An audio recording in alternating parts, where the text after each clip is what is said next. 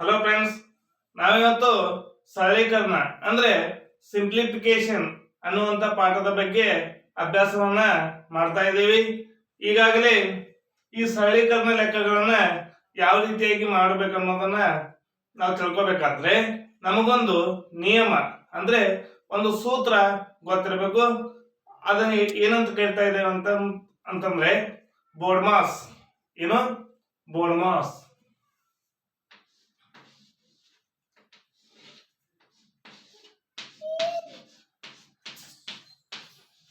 ನೋಡಿ, ಈ ಸೂತ್ರವನ್ನು ಉಪಯೋಗಿಸಿಕೊಂಡು ನಾವೇನ್ ಮಾಡ್ತಾ ಇದೀವಿ? ಸರಳೀಕರಣ ಲೆಕ್ಕವನ್ನ ಮಾಡ್ತಾ ಇದೀವಿ.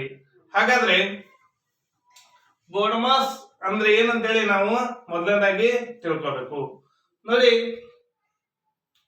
ಬಿ ಅಂದ್ರೆ ಬ್ರಾಕೆಟ್, ಓ ಅಂದ್ರೆ ಆಫ್, ಡಿ ಅಂದ್ರೆ ಡಿವಿಷನ್, ಎಂ ಅಂದ್ರೆ ಮಲ್ಟಿಪ್ಲಿಕೇಶನ್, ಎ ಅಂದ್ರೆ ಅಡಿಷನ್, ಎಸ್ ಅಂದ್ರೆ ಸಬ್ಸ್ಟ್ರಾಕ್ಷನ್ ಅಂತೇಳಿ ಹೇಳ್ತಾ ಇದ್ದೀವಿ. ಹಾಗಾದ್ರೆ ಈಗ ಒಂದೊಂದಾಗಿ ನಾವೇನ್ ಮಾಡೋಣ? ಅಭ್ಯಾಸವನ್ನ ಮಾಡೋಣ. ನೋಡಿ, ಮೊದಲನೇದಾಗಿ ಬರ್ತಾ ಇದೆ ಬಿ. ಬಿ ಅಂದ್ರೆ ಬ್ರಾಕೆಟ್ಸ್. ಹೌದಾ? ಬ್ರಾಕೆಟ್ಸ್ ಬ್ರಾಕೆಟ್ಸ್ ಅಂದ್ರೆ ಆವರಣಗಳು. ಕನ್ನಡದಲ್ಲಿ ಏನಂತ ಕೇಳ್ತಾ ಇದೀವಿ? ಆವರಣಗಳು. ಹಾಗಾದ್ರೆ ಯಾವ ರೀತಿಯಾಗಿ ಈ ಆವರಣಗಳು ಬರ್ತವೆ, ಯಾವ ರೀತಿಯಾಗಿ ಈ ಬ್ರಾಕೆಟ್ಸ್ ಗಳನ್ನ ಯೂಸ್ ಮಾಡ್ತೇವೆ ಅಂದಾಗ ಮೊದಲನೇದಾಗಿ ಬರ್ತಾ ಇದೆ ರೇಖಾವರ್ಣ. ಒಂದನೇದೇನ ಬರ್ತಾ ಇದೆ? ರೇಖಾವರ್ಣ. ಹಾಗಾದ್ರೆ ರೇಖಾವರ್ಣ ಯಾವ ರೀತಿಯಾಗಿ ಇರ್ತದೆ? ಈ ರೀತಿಯಾಗಿ ಇರ್ತಾ ಇದೆ. ಹೌದಾ? ಇದಕ್ಕೆ ನಾವು ಏನಂತ ಇದ್ದೀವಿ? ರೇಖಾವರ್ಣ. ಆಮೇಲೆ ನೆಕ್ಸ್ಟ್ ಬರ್ತಾ ಇದೆ ಅಲ್ಪಾವರ್ಣ. ಇದೇನಿದು? ಅಲ್ಪಾವರ್ಣ.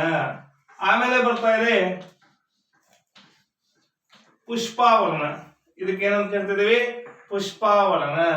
ಆಮೇಲೆ ಕೊನೆಯದಾಗಿ ಬರ್ತಾ ಇದೆ ಚೌಕಾವರ್ಣ. ಹೌದಾ? ನೋಡಿ, ಬ್ರಾಕೆಟ್ಸ್ ಅಂದ್ರೆ ಆವರಣಗಳು.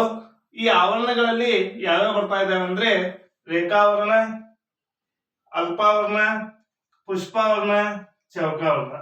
ಹೌದಾ? ಈ ರೀತಿಯಾಗಿ ನಾವು 4 ವಿಧಗಳಾಗಿ ನಾವು ಅದನ್ನ ಬಿಡಿಸ್ತಾ ಇದೀವಿ. ಲೆಕ್ಕಗಳನ್ನು ಮಾಡುವಾಗ ಮೊದಲನೇದಾಗಿ ರೇಖಾವರ್ಣ ಬಿಡಿಸ್ಬೇಕು, ಆಮೇಲೆ ಅಲ್ಪಾವರ್ಣ ಬಿಡಿಸ್ಬೇಕು, ಆಮೇಲೆ ಪುಷ್ಪಾವರ್ಣ ಬಿಡಿಸ್ಬೇಕು, ಆಮೇಲೆ ಚೌಕಾವರ್ಣವನ್ನ ಬಿಡಿಸ್ಬೇಕು. ಹೌದಾ? ಇನ್ನು ನೋಡಿ, ಇದು ಯಾವ್ದಾಯ್ತು? ಬಿ ಬ್ರಾಕೆಟ್ಸ್ ಆಯ್ತು. ಇನ್ನು ನೆಕ್ಸ್ಟ್ ಏನಿದೆ? ಓ. ಓ ಅಂದ್ರೆ ಆಫ್ ಅಂತ ಕೇಳ್ತಾ ಇದೀವಿ. ಹೌದಾ? ಆಫ್ ಅಂದ್ರೆ ಏನಂತ ಹೇಳ್ತಾ ಇದೀವಿ? ವಿಶಿಷ್ಟ ವಿಶಿಷ್ಟ ಗುಣಾಕಾರ. ವಿಶಿಷ್ಟ ಗುಣಾಕಾರ ಅಂದ್ರೆ ಸರಳೀಕರಣ ಲೆಕ್ಕವನ್ನು ಬಿಡಿಸುವಾಗ ಮೊದಲನೇದಾಗಿ ಬ್ರಾಕೆಟ್ ಬಿಡಿಸ್ಬೇಕು, ಆಮೇಲೆ ಆಫ್.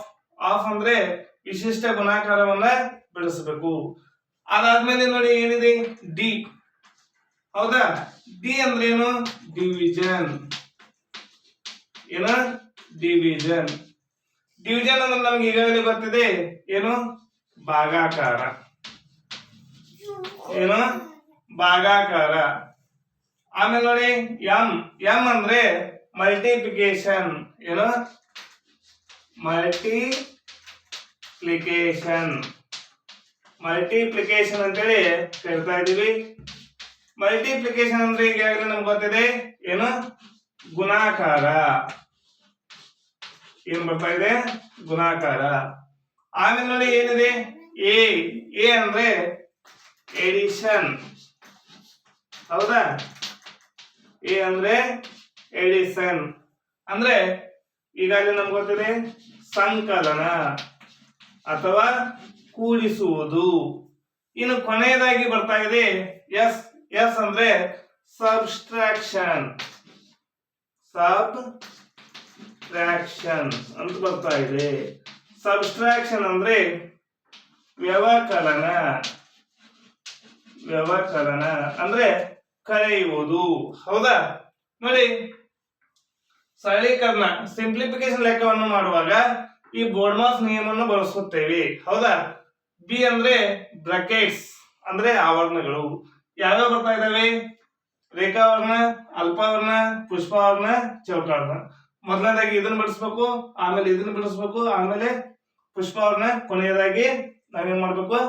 ಚೌಕವರ್ಣವನ್ನು ಬಿಡಿಸ್ಬೇಕು. ಹೌದಾ? ಆಮೇಲೆ ಅದರಲ್ಲಿ ಏನಾದ್ರೂ ಆಫ್ ಅಂದ್ರೆ ವಿಶಿಷ್ಟ ಗುಣಾಕಾರ ಅಂತ ಬರ್ತಾ ಇದೆ, ಆದಿದ್ರೆ ಅದನ್ನು ಬಿಡಿಸ್ಬೇಕು.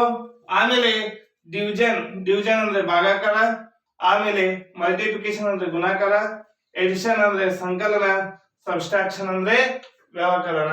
ಹೌದಾ? ಇಷ್ಟು ಈ ವಿಡಿಯೋದಲ್ಲಿ ನಾವು ಸರಳೀಕರಣದ ಬಗ್ಗೆ ಮಾಹಿತಿಯನ್ನ ತಿಳ್ಕೊಂಡಿದ್ದೇವೆ. ಈ ವಿಡಿಯೋ ನಿಮ್ಗೆ ಇಷ್ಟ ಆದ್ರೆ ಲೈಕ್ ಮಾಡಿ, ಶೇರ್ ಮಾಡಿ, ಸಬ್ಸ್ಕ್ರೈಬ್ ಆಗಿರಿ.